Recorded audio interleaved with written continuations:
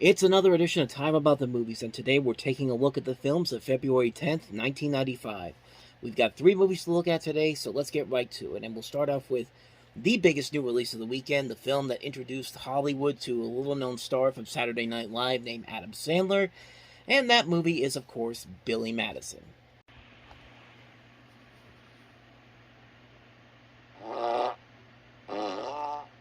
Suntan lotion is good for me. He was born into privilege. Oh, really, Ford? Really? And stood to inherit a fortune. But for 27-year-old Billy Madison, there's just one problem. How could I hand over my company to someone who couldn't even get through school? That's nice. Billy is not an idiot. Give me one more chance. I'll prove I can take over. First grade through 12th grade, all over again. And then I get to take over Madison Hotels. You're on. I want you all to meet Billy.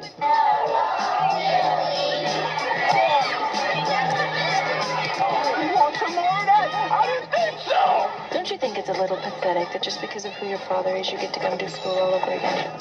Yes, I do. I think he's retarded or something. Good morning, class.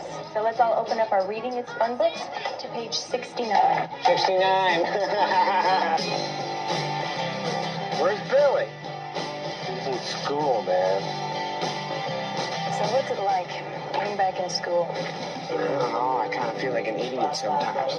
Although I am an idiot, so it kind of works out. Universal Pictures presents Norman Invasion of England. 1066. That is correct. Adam Sandler. I am the smartest man alive! Spanish Armada. 1466. 67. Billy Madison. 1469. 1514. 1981. God, give me the answer!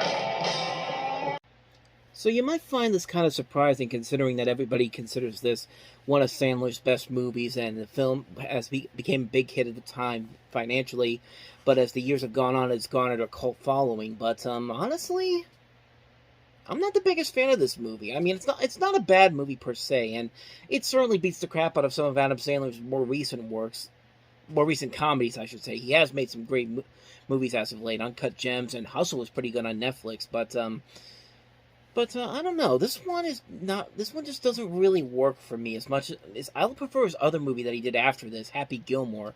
Like, I think that's one of his best movies, but I will say that this movie is funny. There are moments in here that are memorable and memorably funny. There's a lot of good funny moments that I will still remember from this movie. Like when he's speaking gibberish at the dining room table because his brother Bradley Whitford's just fucking with him, and he's just talking gibberish. Like, that's funny to me. That's something that just holds up every time I watch it. It never not makes me laugh, but it has a lot of memorable lines. You know, like today, Junior, and like all that. And like the scene at the end of the spelling bee where the guy is just like, I award you no points and may God have mercy on your soul. After he goes on this long rant about how wrong he was on these fronts, but it's just like there are a lot of funny moments in here. I think my biggest problem with the movie is that I don't know. Billy Madison himself is not really much of a likable character in this movie. I mean, yeah, what he's trying to do, he's trying to complete 12 grades of school in order to get this ability to run the company from his father, played by the old man from The Christmas Story. And I don't know, I don't think they really did a good job of making him that much of a likable character. Like, in Happy Gilmore, you do like him, and you like that he is kind of a maniac, but he's also, in the end, kind of a good person because he's trying to make sure that his grandmother has a place to live in, and since she's not living in this crazy now I can't remember it now. Why can't I remember it now? A crazy retirement home led by Ben Stiller. Good Lord. You know, that's the one thing I hate about doing these videos, is that every time I think I know what I'm going to say, it just goes away out of nowhere, and I have to really think to myself, what am I going to say? What am I going to say? But yeah, that's what I was trying to say the whole time. But like I said, it's not a terrible movie. It's not even a bad movie. It is a funny film. I think it has a lot of good performances all around. Like, you can buy into the chemistry between him and Adam Sandler and Bridget Wilson. Bradley Whitford plays a fun villain. Norm Macdonald's very funny in here. Darren McGavin's also in here as well. I just personally don't think it's his best. It's one of his best movies. I think it's a funny film. I think he's made a lot more enjoyable comedies than this one. But like I said, it's not a terrible movie by any means necessary. I just feel like there's a whole lot of other good Adam Sandler movies than this one. Like I said, I've liked the next movie he did after this, Happy Gilmore. But we'll get to that when we get to '96. But yeah, like I said, not a terrible movie by any means. In fact, far from it. It is still an enjoyable little comedy. I just don't think it's as good as many people give it credit for. I think there have been much better comedies from him besides this one. That's just my personal opinion, but that's the power of free speech. We can say whatever we want to. We can criticize whatever we want to. And that's the beauty of free speech and the internet. So, what was my point of even talking about that? But I don't know. I'm losing my mind right now. Anyway, let's move on. That's Billy Madison. Let's move on to the next movie, and that is Sharon Stone, Gene Hackman, and Leonardo DiCaprio in the western The Quick and the Dead.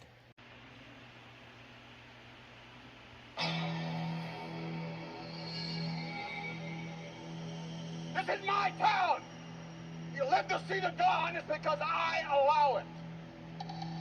I decide who lives or who dies. In a town called Redemption, death is a way of life. Some fight for money. Some fight for glory. But one stranger has come here, looking for something else. I now declare the quick draw competition open.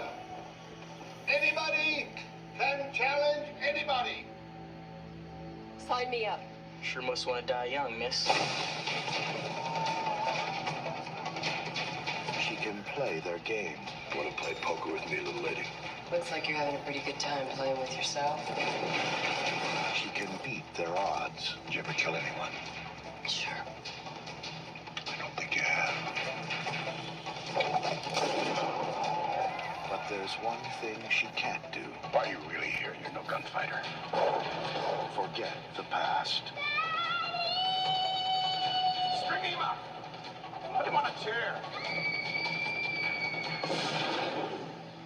Some people deserve to die. TriStar Pictures presents Sharon Stone, I'm gonna kill you if I have to ride all the way to hell to do it. Gene Hackman, There's nothing on this earth that frightens me now. Nothing. Leonardo DiCaprio, Hate my face. in a film by Sam Raimi, The Quick and the Dead. In this town, you're either one or the other.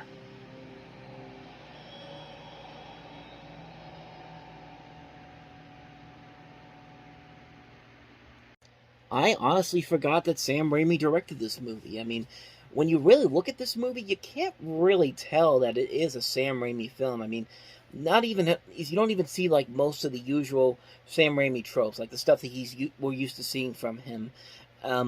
Until I noticed it now in his trailer, watching it again, you can see little bits and pieces of it, but for the most part, it's not really a whole lot there. But that's kind of what makes this movie kind of interesting. It's one of his more, I think it's more of an experimental film. It's definitely something outside of his norm.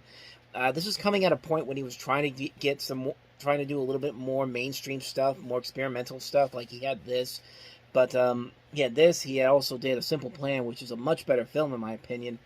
And then he did For Love of the Game, and then The Gift, and then eventually he would come back to kind of what he used to do best a little bit with the Spider-Man movies. But this is one of the first of those little experimental films, and I think it kind of works for the most part. Like, it's a movie that it's very formulaic. It's a revenge story. You've got Sharon Stone playing the drifter coming into town, and she's going to fight the bad guy in this movie, Gene Hackman, which is he's kind of playing the same type of role that he did in Unforgiven, sort of, not a lot though, but yeah, it's a pretty solid movie. I like seeing Sharon Stone in this type of a role. Like, I don't usually, it's like the last couple of movies that I've seen her in, it's been basically just Basic Instinct all over again. But here, she gets a chance to actually show that, hey, she can actually act in other movies, and other types of films, and she actually plays pretty well against Gene Hackman. You also have Leonardo DiCaprio, Russell Crowe's in here as well, Robert Blossom from Home Alone, Lance Henriksen, Pat Hingle from Batman, Gary Sinise is in here, and it's and one of the scripts, part of the script is written by Joss Whedon too. I didn't notice that either, but like, it's a very entertaining film. It's a film that takes a little time to appreciate and realize that once you realize that this is Raimi trying to do something a little bit different from outside of his normal shtick, it actually does kind of work. It's an engaging film. It's a very formulaic script, but the actors put it together so very well, and you do like the action sequences in here. It's a nice little Western film. It's one that I'm glad I got a chance to revisit and actually realize that there's actually something there after all. But yeah, I was very surprised the first time I saw that this was actually by Sam Raimi, and it just shows his range too. It shows his range as a filmmaker as well. So that's The Quick and the Dead. Now let's move on to the last movie that we have here, and that is Danny Boyle's Shallow Grave.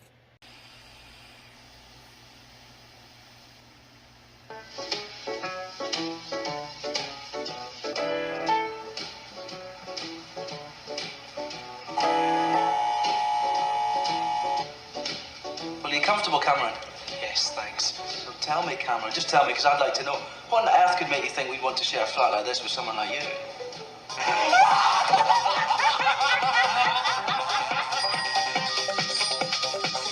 I'd like to ask you about your hobbies. Why do you want a room here? Do you smoke? You must be Hugo. So, I can't have the room. Yes, you can have the room. Yeah, Hugo, can you open your door? Alex, what are you doing? Just looking. Don't Don't look. No. It's not every day I find a story in my own flat. It's not a story, Alex. It's a corpse. It's a sick idea, Alex. It's sick. Go ahead then, telephone. Telephone the police. Tell them there's a suitcase full of money and you don't want it.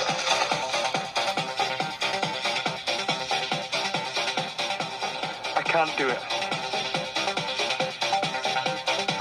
It's been a struggle, but now our days of worry are over.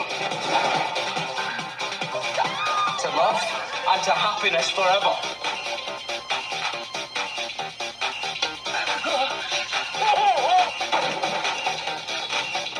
And the other three people living in the flat? There are only two other people in the flat. Make a note of that, Mitchell. Only 3 rather than 4. They know. So all they know. He's right, Alex. They know. You're right. I'm not frightened. I'm a little terrified, maybe. They went up there alive and they came back down dead. You looking for me?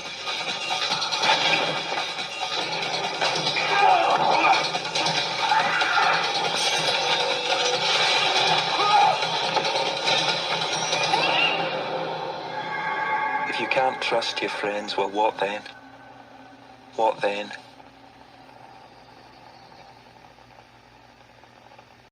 This definitely feels like a Danny Boyle movie. This actually has a lot, I can definitely tell that there's a lot of influence that would later come into play with Trainspotting and A Life Less Ordinary. Danny Boyle overall is just a great director that can usually work very well in different types of genres. He could give you something straightforward like Yesterday, or something like A Life Less Ordinary, or he could do something very stylistic like Trainspotting and A Life Less Ordinary. He could do a very dramatic movie like Slumdog Millionaire, 127 Hours. He could do horror movies like 28 Days Later, a great biopic in Steve Jobs, a sci-fi film in Sunshine. He's one of those great directors who can handle all these different types of he can handle all these different genres and make it work so well. And I think in this movie in particular, you could definitely see a lot of all the things that would makes him one of those great directors that we've come to know him as, because he creates the stylistic, visually and pleasing mystery thriller. It's also a fun black comedy with Ewan McGregor and Christopher Eccleston involved in the cast. And it's a very simple story, but it's so unique and so creative in the way that he handles this that it's hard not to take your eyes off it, because it's hard to take your eyes off of it. Is that really what I say? It's hard to take your eyes off of... Yeah. It's a toy boat. It's hard to take your eyes off of the screen because you're so invested in how this is going to end and how this is going to transpire. And it does deliver a lot there. It's a very stylistic film, visually pleasing film, a great cast overall. It's a really enjoyable film. So that is Danny Boyle's Shallow Grave. I'm going to keep some of those outtakes in there. Why not? I mean, why not do that? But, anyway, that's going to wrap up this edition of Time About the Movies. But, next time we meet, we'll look at the middle of February with a couple of notable films, including the Brady Bunch movie, Sean Connery and Just Cause, one of Judd Apatow's early films, Disney's Heavyweights, which also stars Ben Stiller, and also A Great Day in Harlem. So 4 movies to look at next time around. We'll delve into those on the next episode. But until then, thank you very much for watching, and if you want to see more videos like this, please hit the playlist on the next page, check out the previous episode, and I'll see you guys tomorrow for another episode. So thank you for watching, I'll see you next time, and until then, as always, take care.